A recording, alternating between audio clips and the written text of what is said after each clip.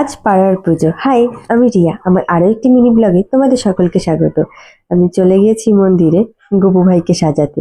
আর এই জামাটা না আমি নিজে হাতে গপু ভাইকে বানিয়ে দিয়েছি। কেমন হয়েছে সবাই জানিও। আর গপু ভাইকে একটু সাজিয়ে গুজি করি আমি বাড়ি চলে এসেছি আমার গপু ভাইকে রং মাখাতে। আর আমাদের বাড়ি গপু ভাইয়ের জন্য আর ওই মন্দিরের গপু ভাইয়ের জন্য আমি সেম সেম একই ড্রেস বানিয়েছি হোলি উপলক্ষে। কেমন হয়েছে বলো। আর আমি আমার গপু ভাইকে একটু আবির মাখিয়ে দিলাম। প্রথম দিন যেহেতু গ্রহণ ছিল সেদিন আমি রং মাখাতে পারিনি। এটা তার পরের দিন, গ্রহণের পরের দিন আমি আমার গপু ভাইকে, রাধারানী, মাধব সকলকে একটু আবির ছোঁয়ালাম পায়ে গালে একটু আবির মাখিয়ে।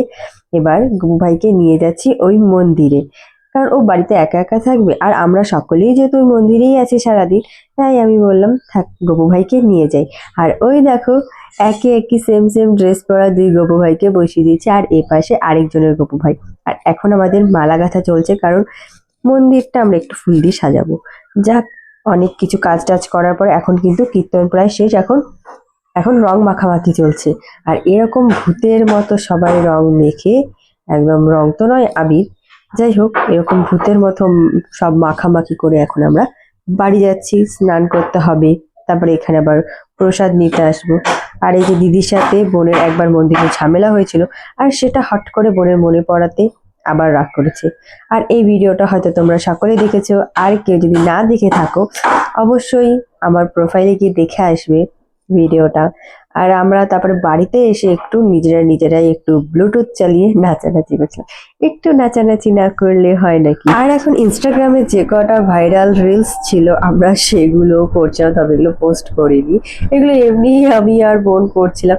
আর এই ভিডিওটা জানো বোন পুরো ব্যালেন্স হারিয়ে আমরা পুরো পড়ে গিয়েছি, এটা কিন্তু একদম স্ক্রিপ্টেড নয়, এমনি পড়ে গেছি। পড়ে গিয়ে তো হাসাহাসি। যাক, এবার ফোন দেখে নাচানাচি সেই ব্যাপারটা কিন্তু একটু অন্যরকমই। আমরা সবাই একটু পোস্ট টোজ দেবো এরকম কিছু করব ভাবছিলাম।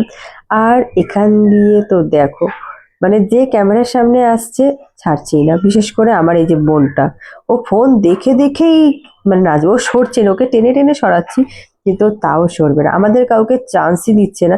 নিজের নাচ জানে বলে জানে তো সব জানে, আমরা না জানি, আমাদের এমনিই তো একটু সুযোগ দেওয়া উচিত না? সে তো সুযোগ দেবেই না। যাই হোক, এখান থেকে ফ্রেশ ট্রেশ হয়ে সন্ধ্যাবেলা আমরা চলে গিয়েছিলাম মন্দিরে। আর এই গপু ভাইটা দেখো, কিউট ছোট্ট গপু ভাই কিন্তু অনেক বড়। আমার তো এত এত এত ভালো লেগেছে গপু ভাইটাকে। তো আজকের মতো ভিডিওটা এইটুকুই, বাই।